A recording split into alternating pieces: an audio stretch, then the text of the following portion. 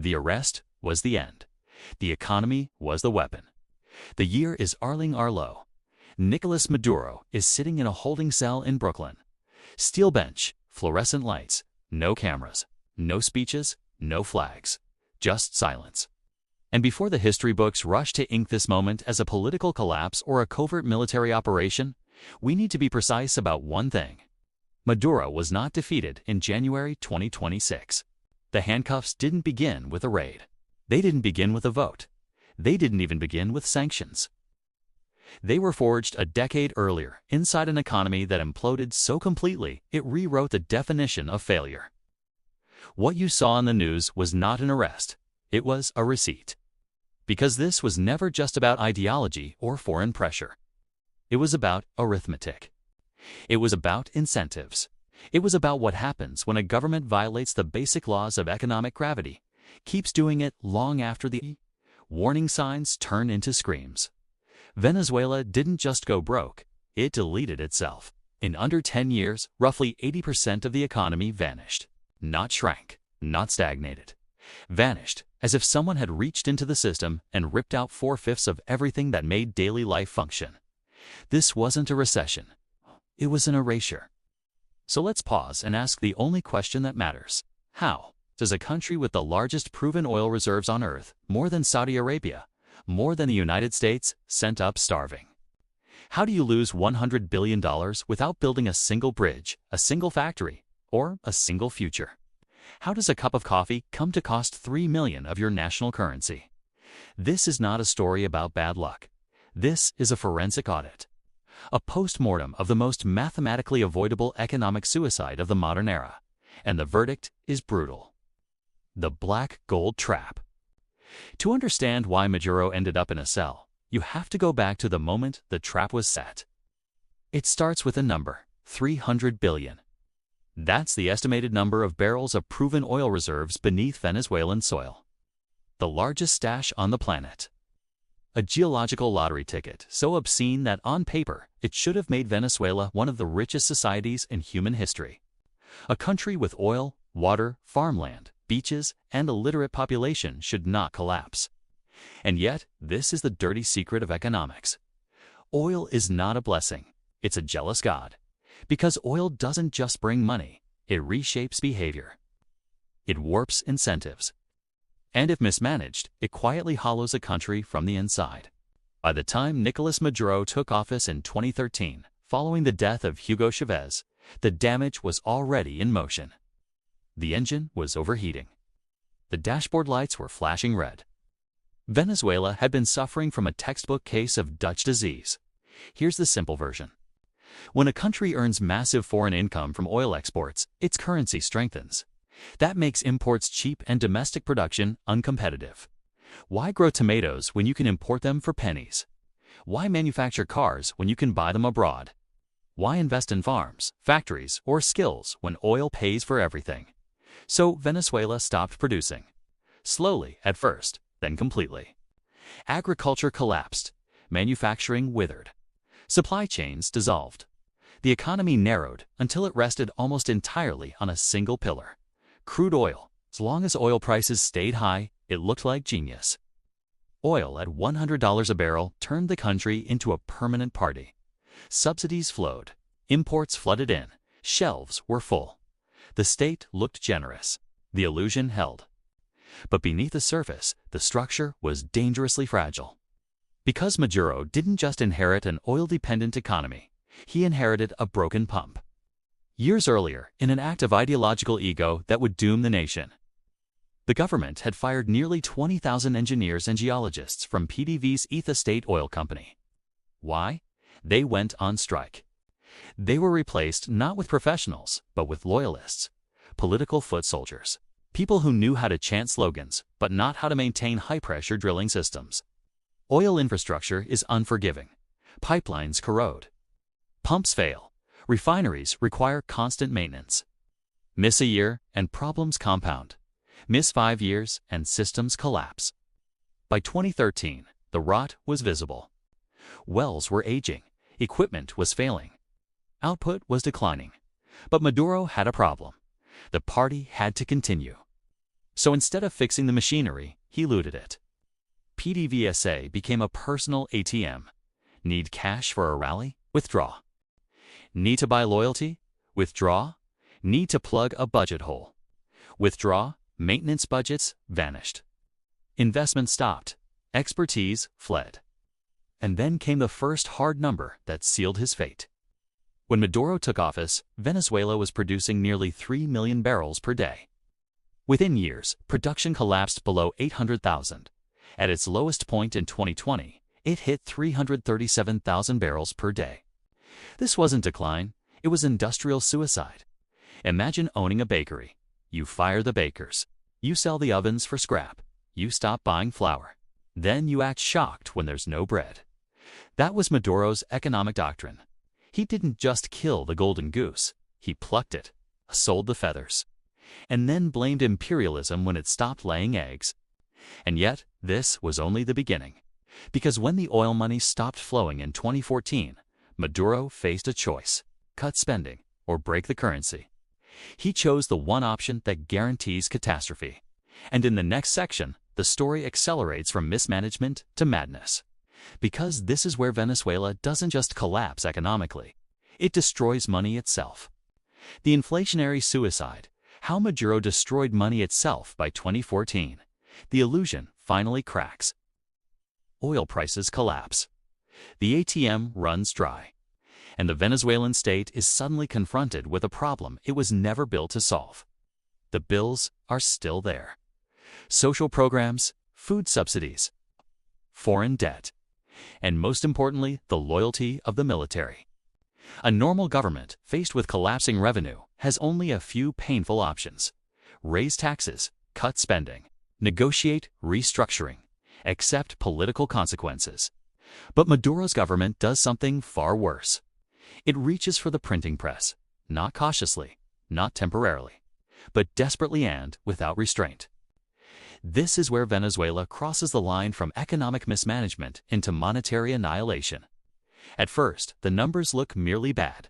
In 2013, inflation sits at 56%. Alarming, but survivable. In 2015, it jumps to 180%. In 2016, over 800%.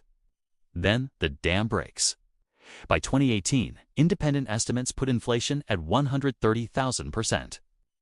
Some estimates in early 2019 exceed 300,000%. These numbers are so large, they lose meaning.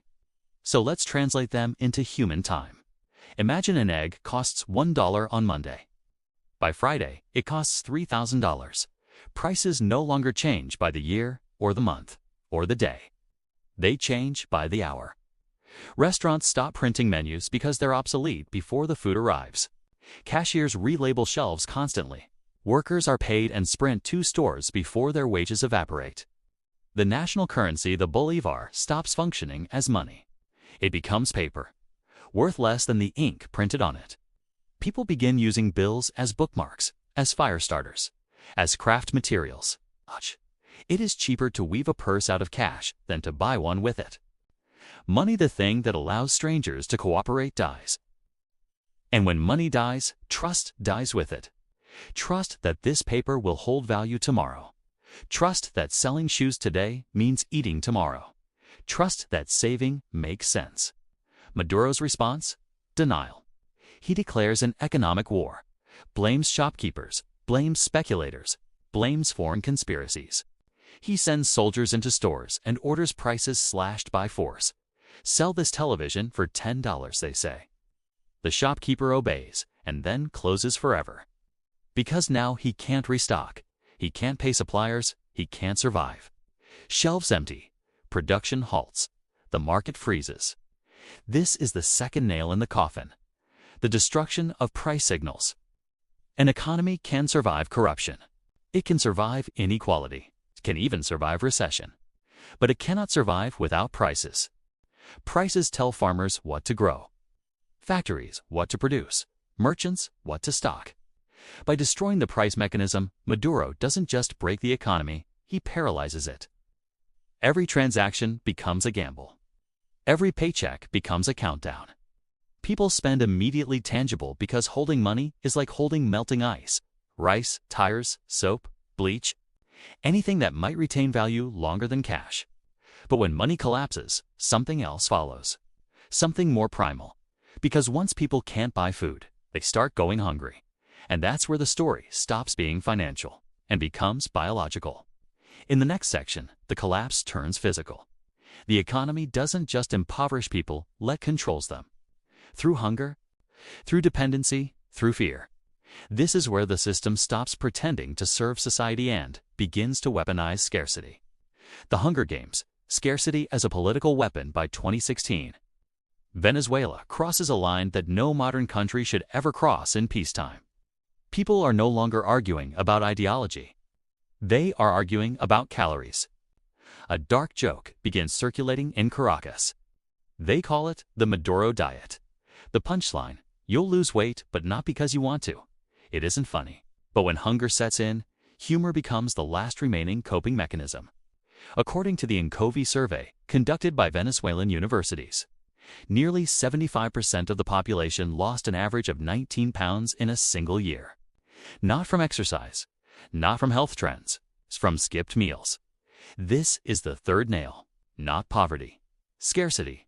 Supermarket shelves empty not because food doesn't exist globally, but because the currency to buy it no longer functions and domestic production has already been destroyed. The state's response is not to fix the system, it is to replace it. Do the clap box. A cardboard food package distributed by the government filled with rice, pasta, oil, and powdered milk. On paper, it's a humanitarian relief effort. In reality, it becomes the most powerful political tool in the country. Because the clap box does not belong to citizens. It belongs to the regime. Protest, no box. Vote opposition. Maybe the truck doesn't come this month. Sign the party list. Congratulations, you eat. Food becomes conditional. This is no longer economics. This is leverage. And it gets darker. Investigations later reveal that much of this food is imported at massive markups, often low quality, sometimes barely nutritious. Middlemen connected to the regime skim millions while children faint in classrooms. Hunger isn't just tolerated, it's monetized. The system achieves something opposition parties never could. It breaks the working class. You cannot organize when you are starving.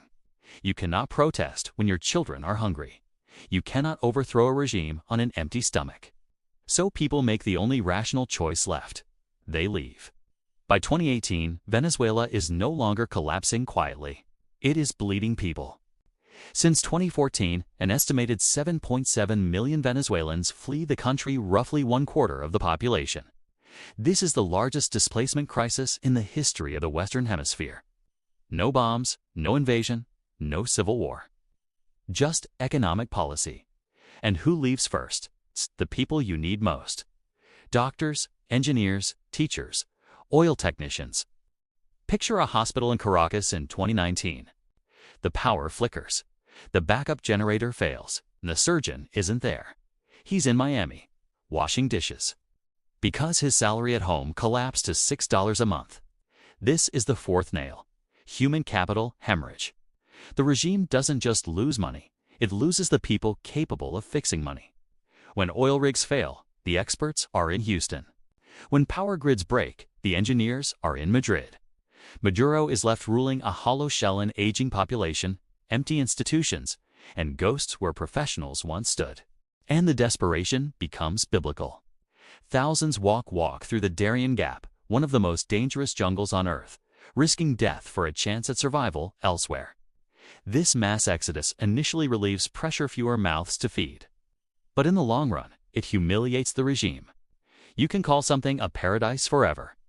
But when 1/4 of your population chooses exile over staying, the verdict is already in. And the economy still isn't done collapsing. Because in 2019, the lights go out. Literally. And when electricity fails, modern civilization follows. In the next section, the collapse becomes physical infrastructure, water, power. Hospitals, and the state's final illusion of control shatters. Infrastructure collapse, dollarization, and the zombie economy. March 2019. Picture yourself in an elevator on the 20th floor, or on a subway platform underground, or in an operating room, scalpel in hand. Then, click. the lights go out. Not for an hour, not for a night, for days. This is the moment Venezuela's collapse becomes impossible to deny. The Great Blackout. The failure of the Guri Dam, one of the largest hydroelectric facilities on Earth, responsible for supplying nearly 80% of the nation's electricity. The regime offers explanations that border on surreal. Cyber attacks, electromagnetic weapons, foreign sabotage coordinated from Washington laptops. But the engineers, the few still left, know the truth. Negligence. Maintenance had stopped years earlier. Grass wasn't cut around substations, leading to fires. Turbines weren't replaced. Parts were stolen, sold, or simply abandoned. This is the fifth nail. Infrastructure apocalypse. And electricity is only the beginning. When power dies, water stops flowing. Pumps shut down. In tropical heat, without air conditioning, without refrigeration, without clean water, the modern city disintegrates. People scoop water from polluted rivers, water thick with sewage dust, to wash clothes or flush toilets. Hospitals descend into chaos. Neonatal incubators shut off. Dialysis machines stop. Ventilators fall silent. Doctors later admit they will never know how many died in those days, not from violence, not from disease, but from absence of power. This is the moment economics becomes lethal.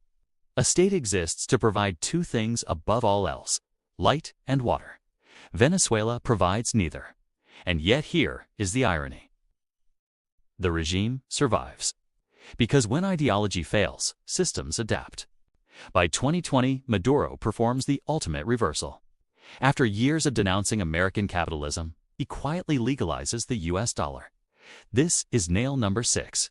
The devil's deal. Dollarization doesn't fix Venezuela. It fractures it. Two economies emerge. Tier 1. The 95% paid in bolivars, worth nothing. Tier 2. The elite with access to dollars, government insiders, military officers, remittance recipients. Suddenly, luxury stores appear in Caracas, imported food, champagne, gaming consoles. $100 steaks. Influencers declare a recovery, but it's a mirage. This is not growth. This is laundering. Money flows from remittances, corruption, and illicit trade washed through imports. Nothing is produced. Nothing is rebuilt. It's a zombie economy, automated but dead. And the regime still needs real cash to pay generals, to buy loyalty, to survive. So when oil fails, Maduro turns to the oldest currency in human history: gold, but not the kind stored in vaults. The kind torn from the earth. The gangster state, gold, crime, and the end of the republic. Deep in the Venezuelan Amazon lies one of the most biodiverse regions on earth. Maduro looks at it and says, dig.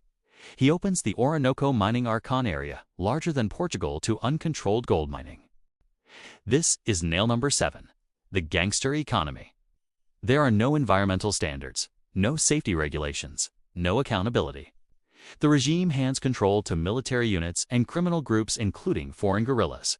Mercury is used to extract gold, poisoning rivers, killing wildlife, destroying indigenous communities.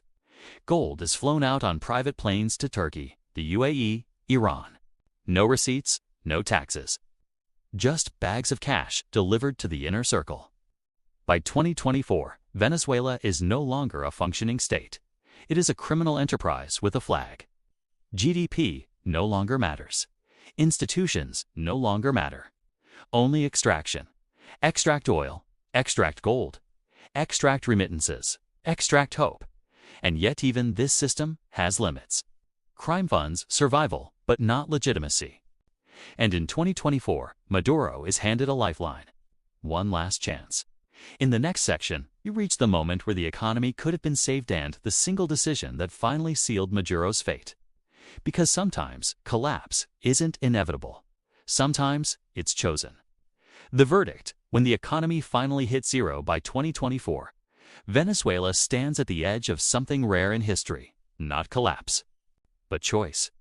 After years of denial, crime, and decay, a narrow window opens. Inflation has slowed not because the system healed, but because it's already dead. Oil production ticks slightly upward as limited sanctions are eased. International diplomats reappear. Investors whisper. The world signals, cautiously. There is a way back. This moment becomes known as the Barbados Agreement. The deal is brutally simple. Hold a free election in July 2024, open the political system, and in return, sanctions, ease, oil flows, capital returns. The economy could breathe again. This is nail number 8, but not a strike. An escape hatch. And on July 28, 2024, the Venezuelan people speak. Not quietly, not ambiguously. Exit polls show a landslide. Independent tallies show a blowout. The opposition candidate doesn't just win, he crushes it. This is the moment history pauses. Maduro has 2 options. Option 1, accept defeat, negotiate amnesty. Leave power rich, alive, and free. Let the country rebuild.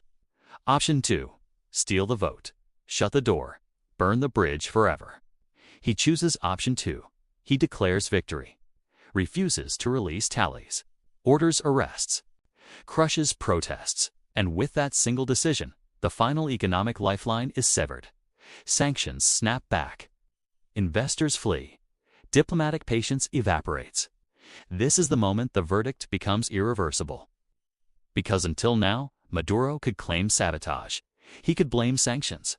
He could point outward. After July 2024, the truth becomes undeniable.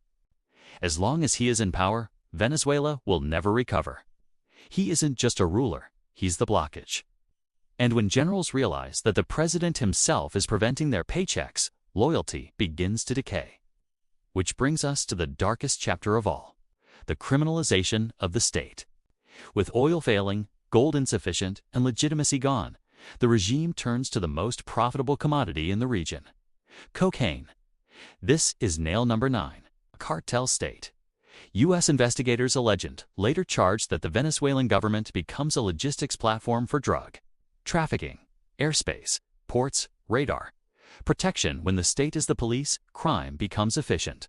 But there's a catch. A narco state attracts heat. And once the U.S. Department of Justice stops viewing Maduro as a politician and starts treating him like El Chapo, the equation changes. 15 million Australian dollars bounty is placed on his head. Think about what that does to incentives.